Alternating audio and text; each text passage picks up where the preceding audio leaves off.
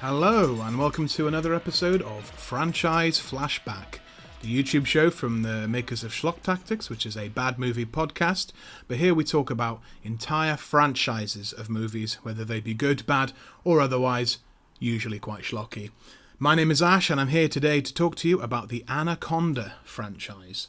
So that's 5 different movies spanning from 1997 all the way up until 2015. A lot of them direct-to-video, not many of them had a theatrical release, and very varying in quality up and down. Yet another series of films which kind of cashes in on the popularity of Jaws and the simplicity of just having a monster and having it hunt people down, often in POV, so you can save a little bit on effects as well. And that's the kind of the gist of the Anaconda series. It's a Jaws-alike.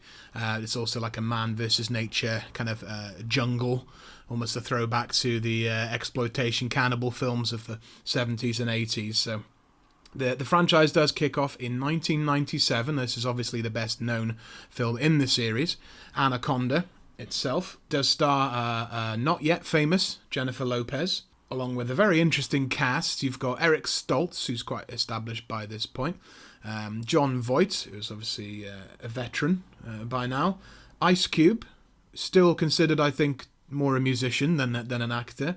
And also a young Owen Wilson, who hasn't really done anything by this point. So a very interesting cast. And also Danny Trejo for, I think, 5 seconds. Very interesting mixed bag cast here. It is all shot in location in some sort of jungle type setting, which I think, even if everything else goes wrong, that is always a good thing. And it's a documentary crew that are travelling down the Amazon jungle. They're trying to find a long-lost indigenous tribe. But along the way, they pick up Jon Voight, who you can tell he's villainous because of his cardboard-chewing, very nondescript, villainous accent. It's not clear where he's meant to be from. Maybe South America to some degree. Maybe South Africa. He doesn't come from anywhere if you listen to his accent, but he's clearly the villain of the piece. I think you can tell immediately from looking at him. And he steers the whole voyage sort of down the wrong path, really, and they end up coming across these giant sort of semi-mythical anacondas, and they all get picked off one by one. They try and turn it around and make the documentary about the anacondas halfway through. They think that would be a good idea, but all the while it's the Jon Voight character which is sort of steering, telling them where to go and steering them down this path, because He wants to kill the anaconda and bring back the skin. It's not really clear. He's just a bad man because he's got a bad man accent. So it's really good fun. I think it is on Netflix, so you can check it out already. Effects really good for 1997, I must say.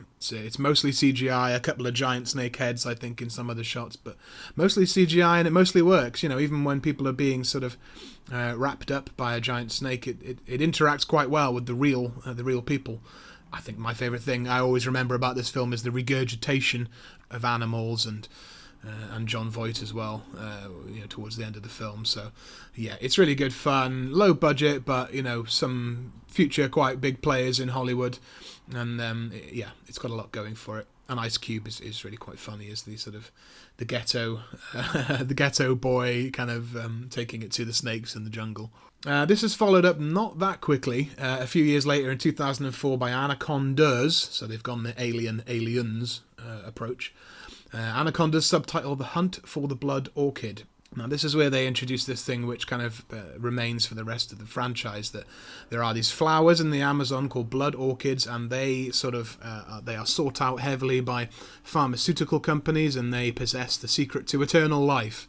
A small crew is sent down to the Amazon to find this flower on behalf of this pharmaceutical mega corporation, and obviously they encounter lots of anacondas, because unfortunately these massive anacondas also have their mating grounds right where the blood orchids grow as well. This is the start of the direct-to-video era, which started just with the second film, but surprisingly still quite good effects-wise. The acting is sort of average. It's got more of that kind of slasher sort of feel to it, with lots of sort of babes, and hunky guys, so 6 or 7 of them trekking through the jungle getting picked off, so I like that dynamic, I like my slashers. So yeah, it's a fairly good follow-up, better than it had any right to be, or maybe that you would expect after several years there. So that's Anacondas 2, The Hunt for the Blood Orchid. Again, they leave it a couple of years before following it up again with a third film in 2008. This is Anaconda 3, Offspring. Now, this is really where the franchise goes off a cliff in terms of quality. The effects in this are absolutely disastrous. They look like, the snake looks like How to Train Your Dragon, more so than anything intimidating. It's not shot on location in the jungle like the first two are. They've now moved to some sort of wooded area, clearly, in America, and they've just explained it away by being, well, we grew these mutant anacondas in a lab, and so that is in America.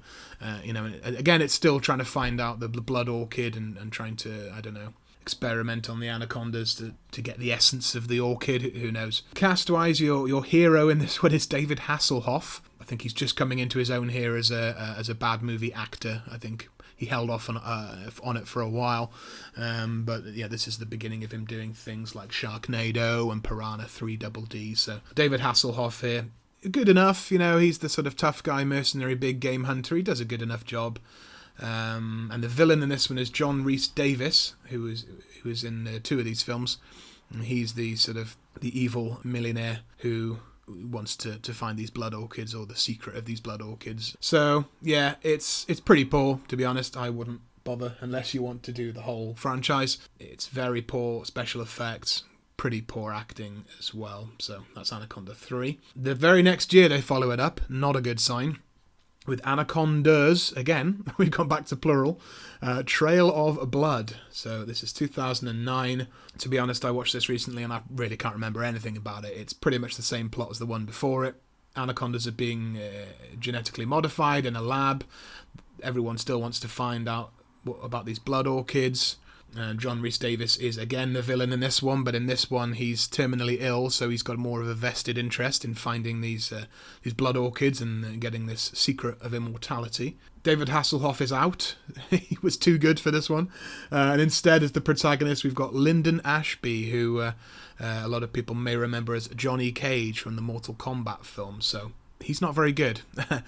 I mean, he's the best in this film, but that's not very good. Everyone else is absolutely terrible. Again, it's just a gang of kind of mercenaries who are stalking through the jungle, some scientists and nerds as well, and then they're just trying to find these blood orchids and avoid getting eaten by anacondas. Effects, again, similarly terrible, must have been done by the same people. They're just awful, and when you get bad CGI and bad acting, there's not much redeemable about a film, and that is this one. So this is the low point of the franchise. But then a couple of years later, it does improve a little bit, and they have one of the weirdest crossovers in all of sort of B movie. That's Lake Placid versus Anaconda. Now, interestingly, they've gone for Lake Placid versus Anaconda because the crocodile in Lake Placid is not called Lake Placid. It's not Jaws the shark. So they were a little bit scuppered by the fact they couldn't call it the crocodile from Lake Placid versus Anaconda. But this is actually pretty good, and I think it's pretty good more because of the Lake Placid elements. Now, I'm not sure how many sequels there were to Lake Placid, which the first one came out around the same time as the first Anaconda.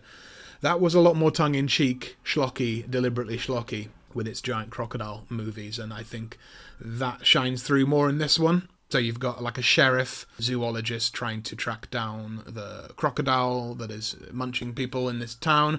But then you've also got, again, the stock mercenaries that are hunting down the anaconda. And it's just light and day. You can see, the crocodile side of the film is really fun. There's lots of, like, again, slasher elements, teenage girls going wild on the beach and getting chomped.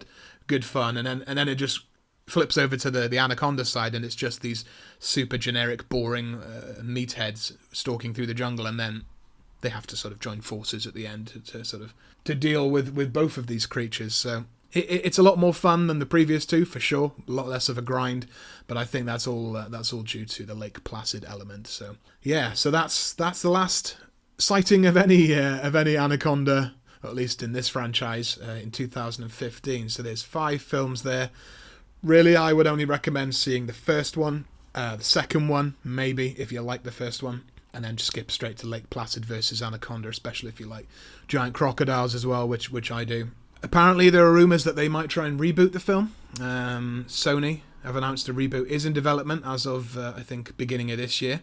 I mean, really, it all boils down to are you willing to fork out for some decent special effects? They need to sort that out first, get back to the decent special effects of the first film, or better, obviously, it's 2020. And, you know, if they can get a decent plot and a couple of half-decent actors, that's also good. But if you don't nail the effects in these films, it all looks stupid, and it's all a bit of a grind. There you go, that's the Anaconda franchise. Let me know your thoughts in the comments below. What did you think of these films? How many of these have you seen? How do you rank them? I'm sure a lot of you have seen the first Anaconda, so you can at least chime in on that one. Subscribe to the YouTube channel. You'll be notified whenever we do a franchise flashback or a short sharp schlocks, the smaller shows that we do, or of course an episode of the podcast as well. Recently we did a Halloween episode, which was Deep Rising versus Ghost Ship. That was a lot of fun. So subscribe to the podcast as well as the YouTube channel, and you'll be covered. You can like us on Facebook, Instagram, and Twitter at Schlock Tactics, and get in touch if there's any franchises you want me to review. If there's any new films that you want me to review that I might not know about. Are there any other great giant snake films? You know, maybe some of the Asylum or Sci-Fi Channel originals. You know, Mega Python versus Super Boa, or whatever they're called. Let me know what I should be checking out. But yeah, that has been another episode of Franchise Flashback. My name is Binash, and I'll catch you next time. Bye!